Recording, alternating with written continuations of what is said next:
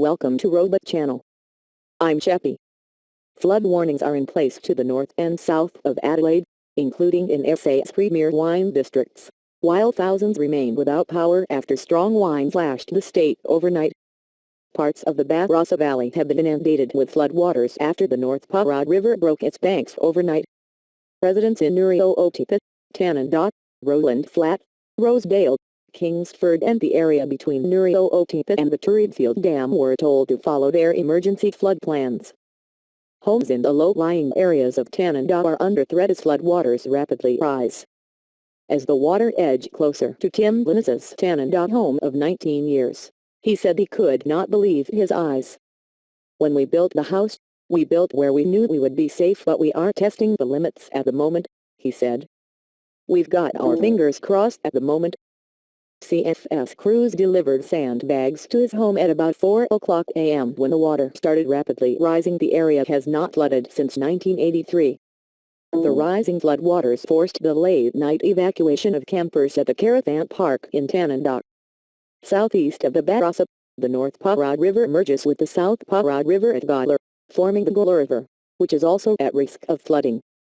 The South Pa Reservoir has reached capacity and is spilling, causing flooding at the Gawler Township. The Bureau of Meteorology has warned major flooding is likely further along the Gawler River. State Emergency Service Deputy Chief Officer Dermot Berry said crews were keeping a close eye on Gawler because homes could be flooded. "I don't want to be alarmist, but there is potential for that homes flooding to happen, certainly, and we're monitoring it," he said.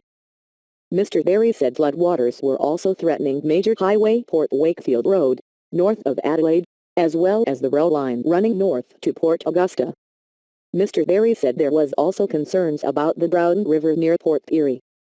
"Those who live up there would know where that is, and we're sending sandbags and crews up that way as well," he said.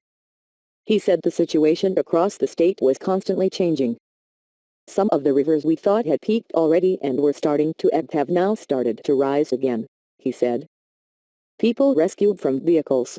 The moderate flood warning is also in place for the River Torrens and for Onkaparinga, south of Adelaide, where there was flooding just 2 weeks ago. Mr. Berry said there was some concern for the surrounding communities of Old Nuriootpa and Port Nuriootpa.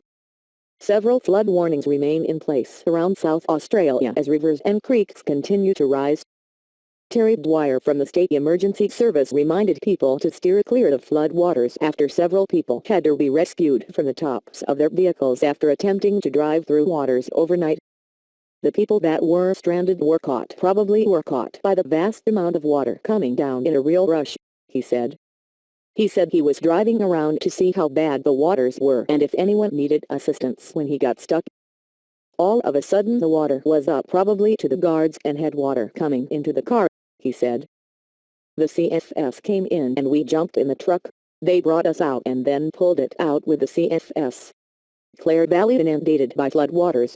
South Australia's other major wine region, the Clare Valley, has also been inundated after the Wakefield River yesterday reached its highest level since September 2010. The caravan park at Clare was also evacuated, and the town sandbagged. The flood threat in Auburn in the Clare Valley has reduced, but the Auburn Primary School will remain closed today. Strong winds that lashed the state overnight have also left thousands of people without power. Most of those affected are in the Lower Eyre Peninsula, including Port Lincoln, which has been without power since Wednesday. Electronair, which provides electricity infrastructure, is continuing to assess damage but says the conditions were hampering access to sites. Paul Roberts from SA Power Networks said attempts were being made to restore towns along the state's west coast. "We did get Port Pirie back, Port Augusta.